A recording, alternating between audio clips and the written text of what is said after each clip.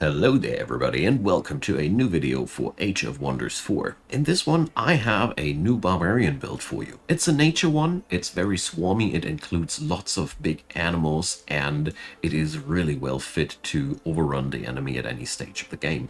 We are rocking nature and materium tomes mostly in this build with a little splice of arcane. So overall, we're focused on summoning, we're focused on swarming the enemy with powerful mounted units, and it's a lot of fun. It's really a wonderful build that plays well in an expensive style.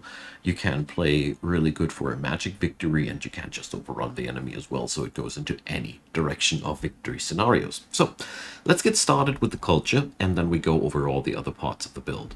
So, I've built myself a barbarian culture with prolific swarmers because that's just one massive trait to host a big army, and mana channelers. That's the other part. Since we are going to go for a lot of summons, this is just the stuff that we want to have. This 50% cost reduction is so powerful, and it really gives you an edge in the ability to use your nature tomes to their full extent.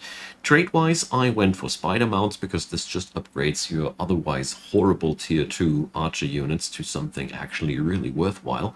The web ability is outright amazing. You have a nice AoE whack with an immobilization chance. That's just amazing. It gives your archers on top of their damage potential some utility, and that's really what you want to have. The mind trait I filled with sneaky because I love flanking attacks. Since we're flooding the battlefield with cheap units, we have massive opportunities to use that. It's really cool. You can of course use overwhelming tactics as well to add in a huge amount of critical hit chance. Works well too. It depends on your taste, I'd say. Sneaky is for me personally a little bit more consistent because there are not as many people that are flanking immune, and crits, they have to happen before they actually increase your damage. But that's a matter of taste, I'd say. Okay, let's talk about the tomes and then we talk about the strategy. So we are here pretty much at the end of this party because I have pretty much overrun everybody. We're starting out with the Tome of Beasts. That's our starting tome. It offers us a lot of things that we require. Wild Speaker is the unit that I personally like to grab myself as soon as I can because it allows you to conjure animals, and this is really so useful. The moment you have two of these in your army, you have two walking distractions for every combat that actually happen to do some damage, and you have not to shed any tear about losing them. It's really awesome. And the rest of the spells in here are just really good as well. The animal kinship synergizes with more cavalry archers because it gives us more damage and more crit hit chance again. This is another nice synergy with mounted units. I love that. And Marcus Prey is always a useful spell if you ever happen to need it. I don't need it too often, but when I need it, it is really useful because it can automatically put somebody in a flanked status. And Call of the Wild, all animals and cavalry gain defensive and a little bit of offensive too. It's just highly synergistic with what we're pulling off, and this Summon Wild Animal spell is just your army filler. You can just spam out new units all the time with that. It's cheap since we rock the fitting cultural trait for that. So pack leader is so important to pick up on your heroes. It gives you a cavalry again and animals, again more critical hit chance, and flanker, again more damage when flanking. You see why I picked that mind trait? I really find it highly synergistic and more powerful than overwhelm tactics, but I leave that up to your taste. Wildlife Sanctuary is another thing that allows you to recruit animal units. That's not too necessary in our build. We can't just summon them most of the time, but if you ever happen to have way more gold than mana, it's also an option. Most importantly, it provides you with those units if you ever happen to need them, but I end up summoning them most of the time. The second tome to pick up is the Tome of Enchantment. It gives us so many useful things. First and foremost, of course, Seeker Arrows.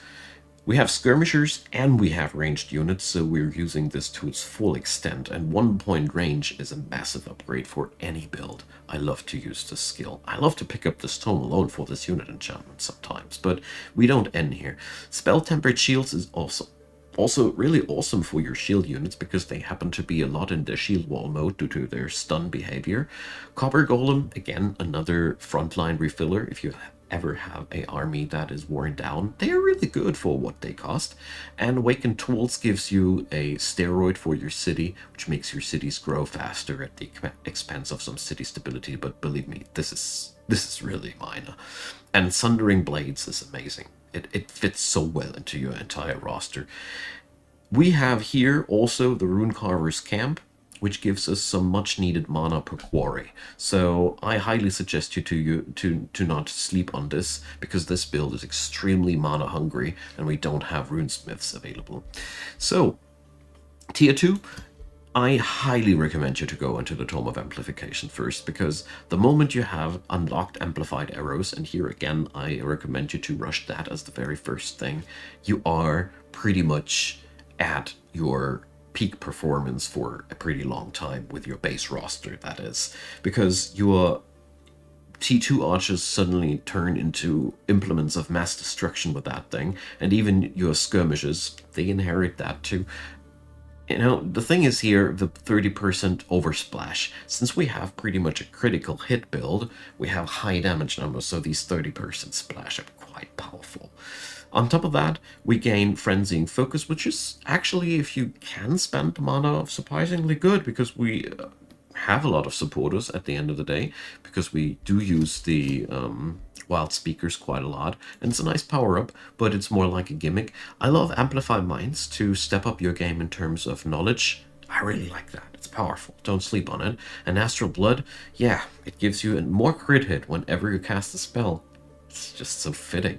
Chain Lightning, I don't think that this is such a good fit, and neither is Amplification Pylon, because we're more about conserving our mana for buffs, because we have a lot of units, so it's most of the time more synergistic to buff your units instead of nuking the enemy directly. But 4 out of 6 good fit, well, I think it's okay. Okay, 3 out of 6. This one is more of a gimmicky thing, but Resonance Fields is, again, really amazing. You need mana. You really, really do.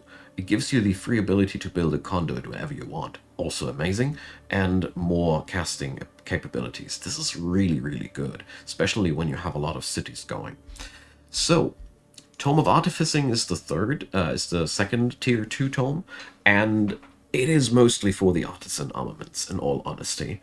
It is just such a good unit enchantment, because 30% critical hit chance for your melee and range units. It goes for your ranged and your melee guys, so you have really a massive ramp up in damage. The Iron Golem fits so good into your roster, because you have here something that can replace your relatively weak tier 1 units for the later game, because, you know, the stun of your tier 1 shields is nice and everything, but at some point the resistances of your enemies are so high that it is not as important anymore, and the Iron Golem can step up here if you ever want to.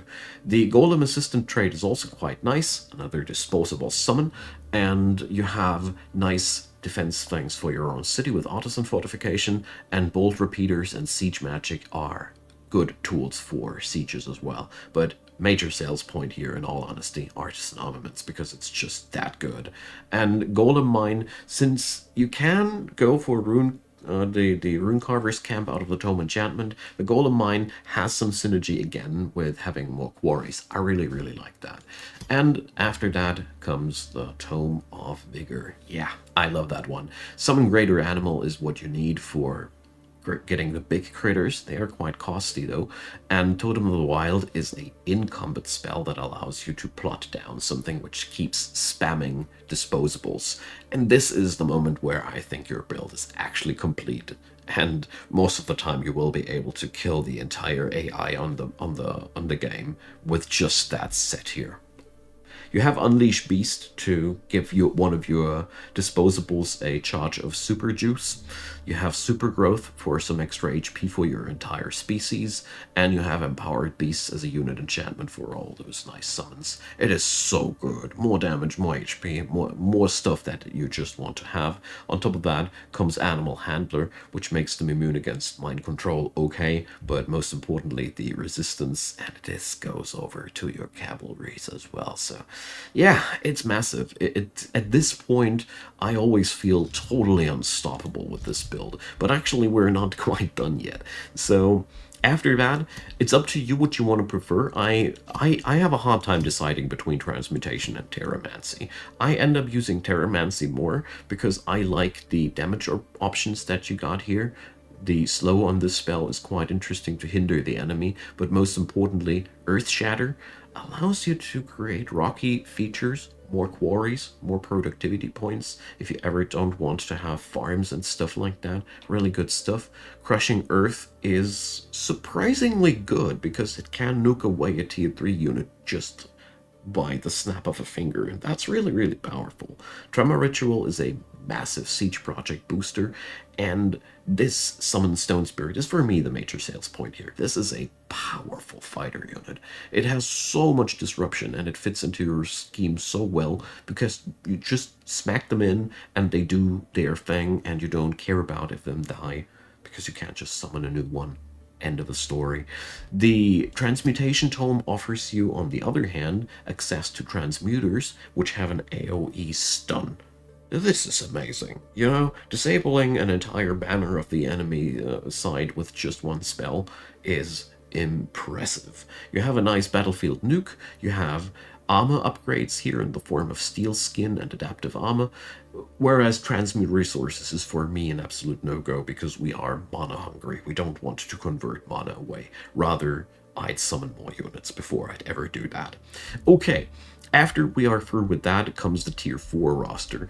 The wonderful thing about this build is you end up with enough affinity to have Materium and Nature tier 4 tomes.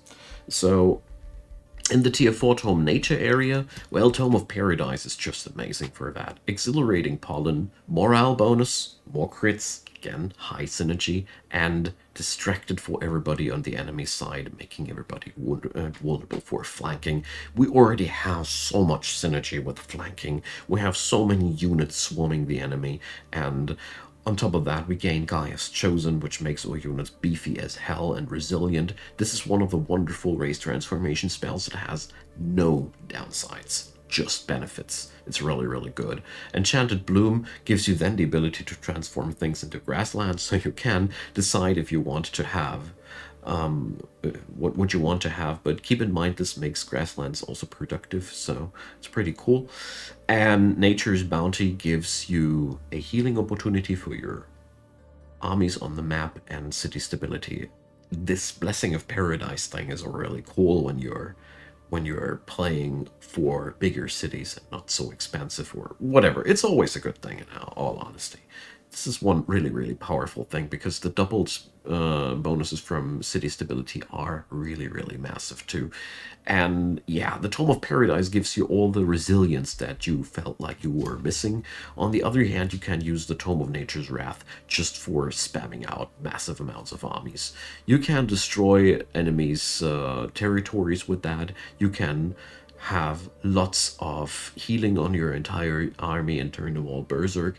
This is really, really good for one last hurrah. Devolve gives you the opportunity to just try to nuke away a unit, and the Horned God is just a tier 5 unit, so fitting for your roster because you can animate Flora with him, you can have living binds with him, so he even heals your units. He's just everything that your roster likes to have. And Awaken the Forest gives you, again, a new army just with a map spell. It's hard to decide which one of these to take, especially when we take a look at the tier 4 Materium tomes. The Golden Realm tome, I personally don't feel it as interesting as the Tome of the Crucible because of meteor arrows. You know, we already have a lot of ranged wham here, and this is just very, very supplementing. The meteor shower is random AoE damage on the map, and pyroclastic eruption, it gives you the ability to just temper around with the enemy's defenses again, and fortified crucible is a really, really cool thing if you ever happen to need to defend yourself. Magic Victory, for example. You don't need to worry too much about your friendly fire with this build because you are so good at healing stuff at this point, at least. Or, you know, you have a lot of expendable units anyway. You can, of course, go for Tome of the Golden Realm because, you know, it's just the gold creating thing, and it's also providing stun in form of Gilded. Where do we have it? So gilded units are stunned as well. So you have a lot of crowd control with that. And the gold golem is just an amazing tier 5 unit to have as well.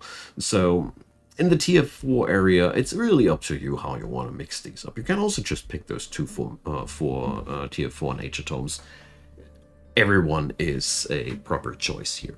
So with a tier 5, well, decide for yourself if you want to go for nature or for materium. Here again, both options are actually not as important because I rarely ever played that far because I won most of the games way before I ever hit a tier 5 territory. Now, up to the strategy. You are early on the worst off. You want to rush as fast as possible to your tier 2 roster because you want those Furies. They are the bread and butter units of your army. And before you can get there, I highly recommend you to get those wild speakers as one of the very first things in your research, and then you can just print out wild speakers and a couple of warriors, and until you have hit tier 2, you can just spam out summon wild animal to keep your armies going. Don't worry if you ever lose any units of those that you have summoned. There's plenty of them to go around. And in the very, very early stages of the game, your mana pool isn't that flooded up by unit enchantments. That comes later.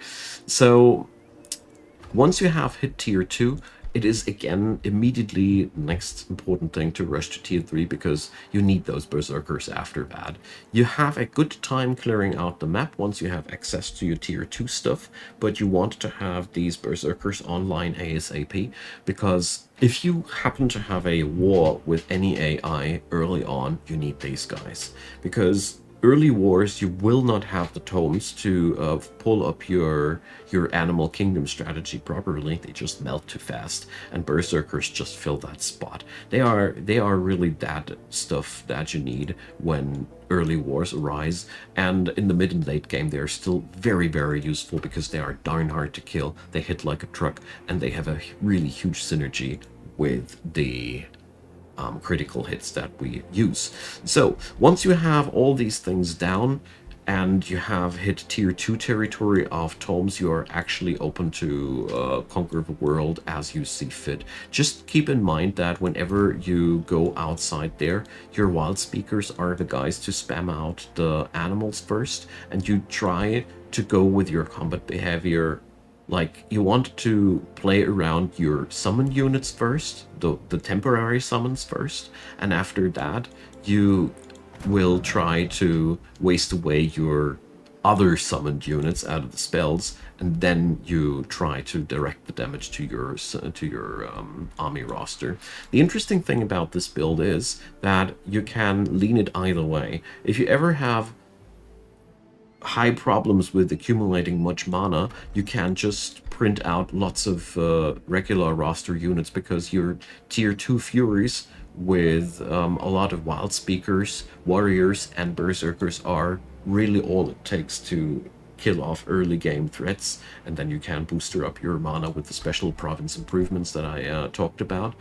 Or you have a lot of mana, then you can just summon out creatures like crazy because you can just do whatever you want to do because you have the mana for that. So whatever excess you have with this build, you can spam out troops really, really well.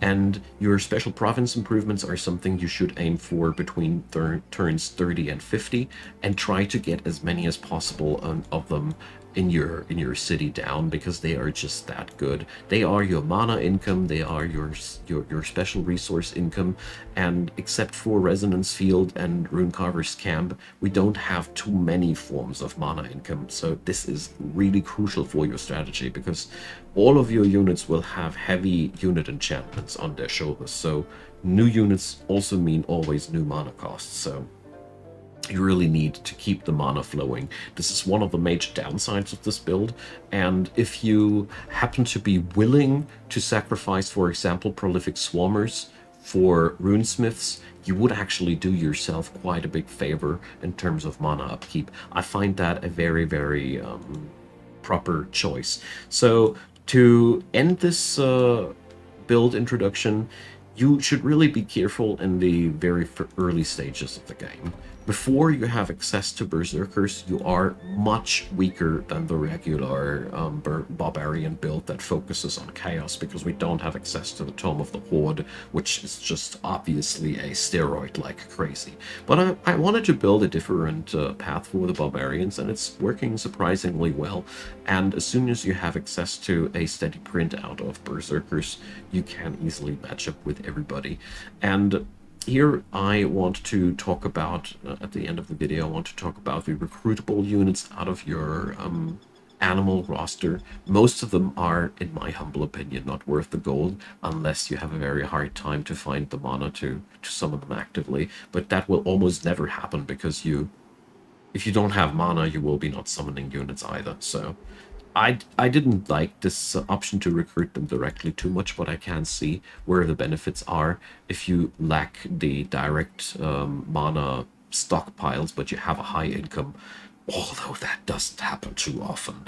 So I hope you really liked this one. I enjoy this build a lot. It is feeling like playing Magic the Gathering with a good old mono green deck, which has some unit enchantments on top of it. It does have its downsides early on, so if you happen to be directly near to a barbarian ruler that has exactly that chaos build I mentioned, you can have a hard time and you can get overrun, especially on higher difficulty levels, because, you know, this tome's providing just so much early power, and we are skipping a bit of the early power to achieve a much more impressive mid and late game than the chaos build, in my humble opinion, because the moment you can print out animal units as you need them, your losses become insignificant. You can't just recover your armies as long as you have world map casting points. It's just all good. So, to sum up this thing, build a lot of cities if you can, as many as your territory here allows you to, because this gives you the opportunity to create more mana and more income, because this is what this build actually really wants. And one of your biggest strengths is that you can replenish your troops wherever you want to, because you are featuring so many summons. Your armies can be replenished directly on the field wherever you go. So leave me your comments down below. Let me know what kind of builds you want to see from my side too. I am always happy to provide, and yeah, I would be really happy about a thumbs up on that video. And of course, if you want to subscribe to the channel, that would be a really big help for me. There is a playlist down there for all the Age of Wonders info videos that I made so far, so if you want to have more about stuff, there you will find it. And at the end of this, a big thanks to the supporters of this channel. You guys are making everything like this possible. You allow me to do the work that I really love, and I appreciate. And check out Patreon, PayPal, and buy me a coffee if you want to find out more. I deeply appreciate if you do, and I surely don't mind if you don't. I appreciate you having you around, and I hope you have a nice day. See you next time, and have fun.